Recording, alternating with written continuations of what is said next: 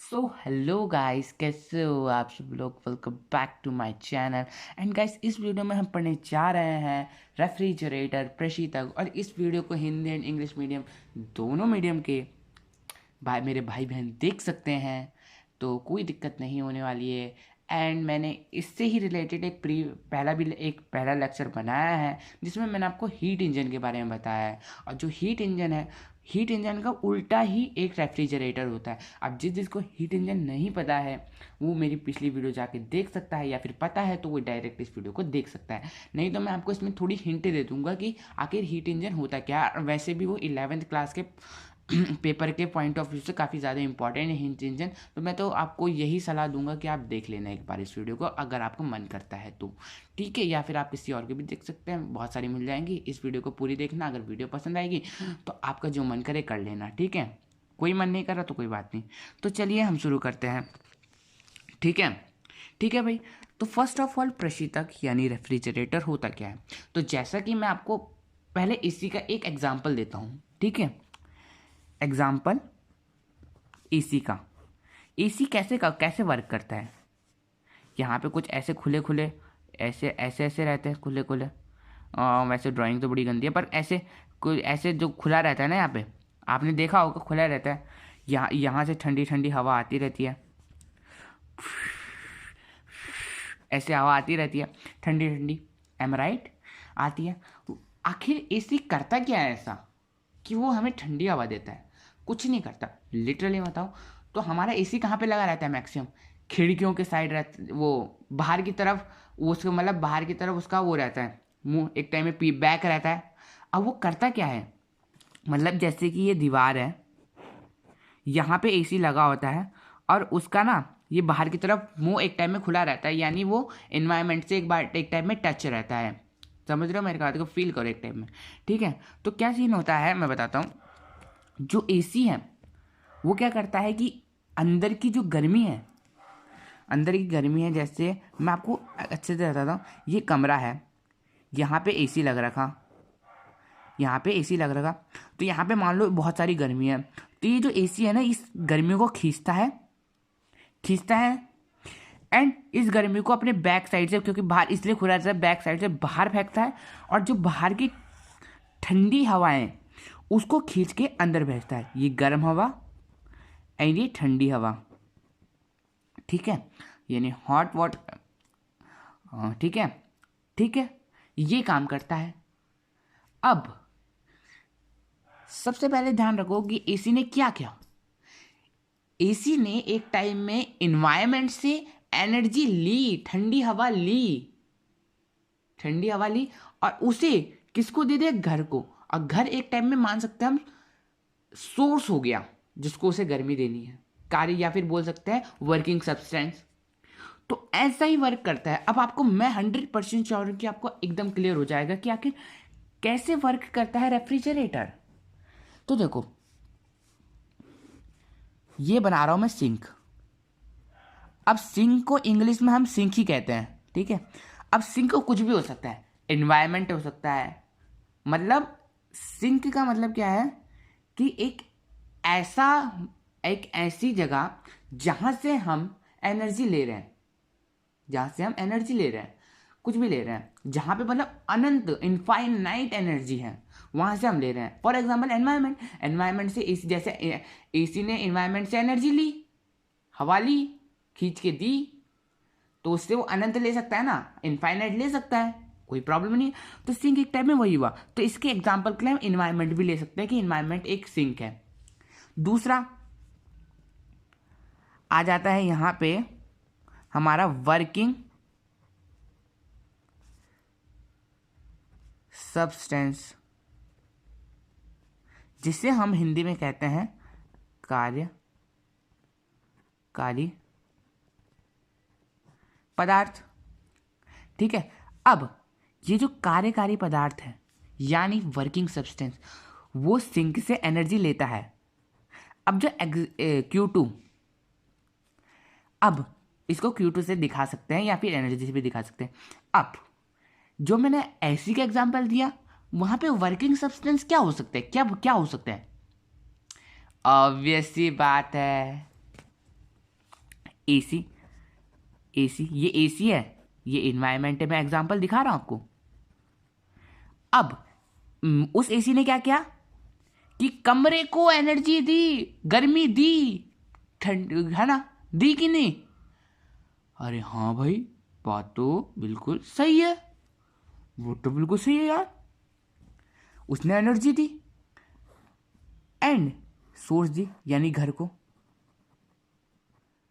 अब उसको एनर्जी देने से क्या हुआ सीन, उसके अंदर की जितनी भी चीजें गर्मी, जैसे एसी ने क्या किया कि एनवायरनमेंट से ली एनर्जी एंड कमरे को दी। कमरे में क्या हुआ, कमरे में जितनी भी सारी चीजें हैं वो ठंडी हो गई, कमरे में जितनी भी चीजें वो ठंडी हो गई, यानी जो हमारा घर हो गया, ये हमारा हाउस है, ये हमारा सोर्स है, ठीक है। अब ऐसा ही वर्क करता है फ्रिज। फ्रिज ने क्या किया, बाहर से ठंडी ठंडी हवाएं ली, ठंडी लिया, और अंदर में जो फ्रिज में जितनी भी चीजें हैं वो ठंडी रहती हैं भाई, वही प्रोसेस होता है। तो यही प्रशीतक है, यानी यही रेफ्रिजरेटर है कि वो सिंक से एनर्जी लेगा, वर्किंग सब्सटेंस, और जो वर्किंग सब्सटेंस है वो सोर्स को देगा, जिससे अंदर की सारी चीजें ठंडी रहती हैं। और हमारे पास ये भी टेक्निक है भाई कि हम एकदम फिक्स कर देते हैं कि ये इतनी इतनी हमें ठंडी हवा देगा, फ्रिज में इतना ही ठंडा रहेगा वो। तो यही सारी चीज़ें हैं। तो आई होप आपको बिल्कुल समझ आया होगा। अरे इसका ना एक फॉर्मूला भी है जिससे हम कोफिशिएंट ऑफ अब इसका एक फॉर्मूला है जिससे हम कोफिशिएंट ऑफ परफॉर्मेंस कहते हैं। मैं आपको COF से भी दर्शा सकते हैं इसे, या फिर मैं लिख देता हूं कोफिशिएंट ऑफ परफॉर्मेंस, जिसे हम हिंदी में कहते हैं कार्य गुणांक। और गाइस मैं बता दूं कि ये 11th के पेपर के लिए पॉइंट ऑफ व्यू से काफ़ी ज़्यादा इंपॉर्टेंट है, 1-2 मार्क्स में आ सकता है, तो आपको 1-2 मार्क्स बच सकते हैं, तो आप अच्छे से पढ़ लेना इसे, ठीक है। इसका जो फॉर्मूला होता है अल्फा बराबर में Q2/W। अब Q2 उसमें क्या है, Q2 ऊष्मा यानी एनर्जी है, सिंक की एनर्जी जो हमने ली है, सिंक से एनर्जी जो हमने ली है, एंड वर्क कैसे निकालेंगे, Q1 माइनस Q2। ये कैसे भाई, अब ये वर्क कैसे हो सकता है, कैसे भाई, ये तो अजीब हो गया। अब देखिए, ठीक है, मैंने आपको बताई नहीं कि जो वर्किंग सिस्टम है, वर्किंग सब्सटेंस है, वो एनर्जी तो लेता है सिंक से, साथ ही साथ उसे कुछ वर्क में बदल देता है। भाई अब वर्क में कैसे बदलता है, अब देखो, जो मैं इसी का एग्जांपल लेता हूँ कि एसी ने जो बाहर से ठंडी ठंडी हवा ली, तो भाई अब ऐसा तो है नहीं कि वो बिना कार्य किए, बिना वर्क किए वो हमें अंदर दे देगा। तो उसने जब ठंडी हवाएं ली तो कुछ ना कुछ वर्क किया होगा, और वो वर्क कैसे किया होगा, उसने कहीं से कहीं एनर्जी ली होगी। तो कहाँ से ली एनर्जी, एनवायरनमेंट से एनर्जी ली। मैं फिर से कहता हूँ एक बार, कहाँ से ली उसने एनर्जी, एनवायरनमेंट से, जिसने उसने वर्क किया। यानी जो उसने ठंडी हवाएं ली, यानी उसके साथ जो ऊष्मा ली, उसने कुछ ना कुछ वर्क में बदल दिया, तभी तो उसने ठंडी हवा दी। अब कोई भी चीज बिना वर्क के कुछ हो सकती है। आपको वो टेबल हिलानी है, कोई टेबल, आप बिना वर्क के उसे हिला सकते हैं, नहीं जी, हमें कुछ ना, अब वो वर्क करने के लिए भी हमें कुछ ना कुछ वो चाहिए। अब हमें कोई ऐसा तो है नहीं कि भाई जबरदस्ती ठोके, हिला भाई हिला। अब अगर कोई है नहीं तो तुम्हें अपनी अंदरूनी ताकत जगानी पड़ेगी।